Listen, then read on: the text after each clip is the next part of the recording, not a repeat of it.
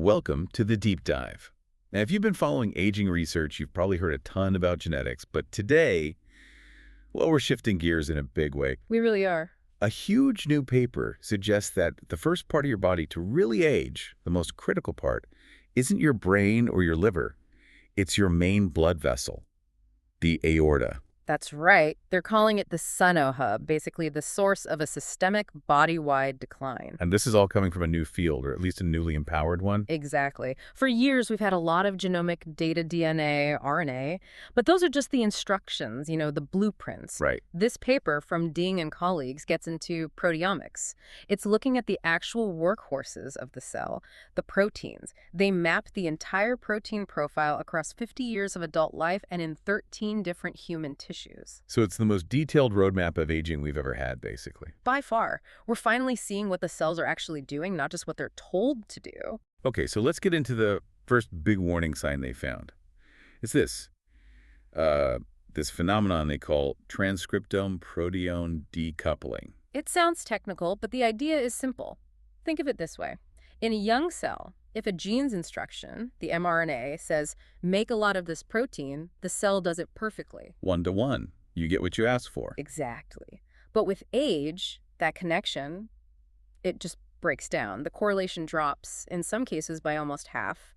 The quality control system, which we call proteostasis, is failing. So the instructions are still being sent out, but the factory floor is a mess. Precisely. The final product isn't made right, or it builds up where it shouldn't. And this leads to an accumulation of what they called UUPAs, ubiquitous upregulated proteins with aging. A fancy term for cellular junk. Pretty much. And one protein in particular stood out, serum amyloid P component, or SAP. It was building up in almost all the aged tissues they looked at. So the big takeaway is that aging seems to trigger this universal chronic inflammatory gunk across our organs. Yes, exactly. This brings up a really interesting question then.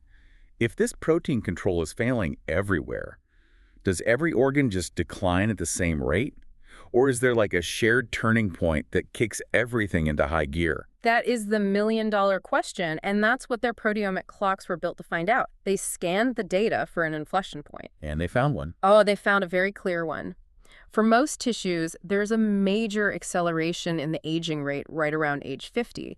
That 45 to 55-year window, it isn't a slow, gentle decline. It's a cliff. It's a molecular midlife crisis happening all at once across the body. That's unsettlingly relatable. But wait, if the whole system goes into overdrive then, why single out the aorta? Why is it the main culprit? Because the aorta was the first one there. While most tissues hit that wall around age 50, the aorta showed these major protein changes continuously across the whole lifespan. It started aging earlier. It's the true senohub. It is. Okay, so here's where it gets really wild for me. How does one blood vessel actively push the rest of the body to get old? It's both a victim and a perpetrator. The aorta gets damaged by aging, sure, but then it becomes a factory for these circulating aging signals. They call them senoproteins. And they found a specific one, right? They did. A protein called GAS6. It's way up in the aged aorta, but it's also just floating around in the plasma of older people. It's a signal being broadcast through the blood. And this isn't just a correlation. They proved it actually causes aging. They absolutely proved it. They took this GAS6 protein, gave it to middle-aged mice, and it directly triggered classic signs of aging. Like what? Things you can measure. Reduced grip strength, more oxidative DNA damage in their blood vessels. It shows the aorta is sending out this signal that makes the whole system older. Wow. So what does this all mean for, fighting aging?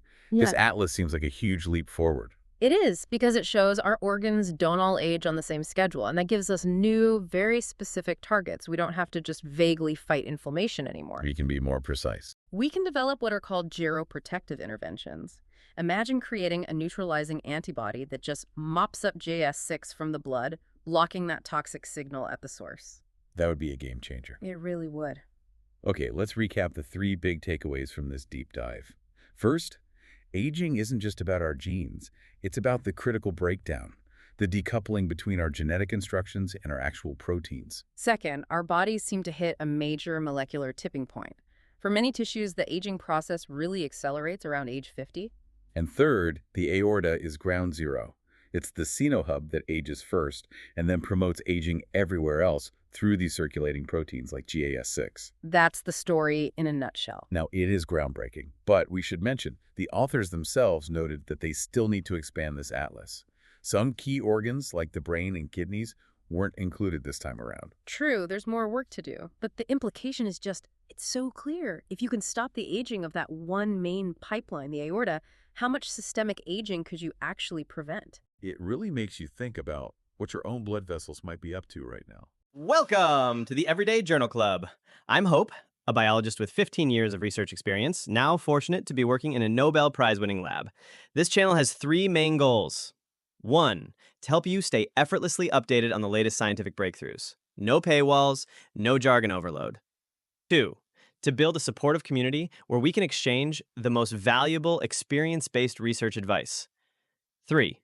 To share valuable strategies and concrete examples on how to achieve meaningful scientific breakthroughs. Once we reach 1,000 subscribers, I'll begin releasing content focused on the third goal. Let's go! Let's make great science together.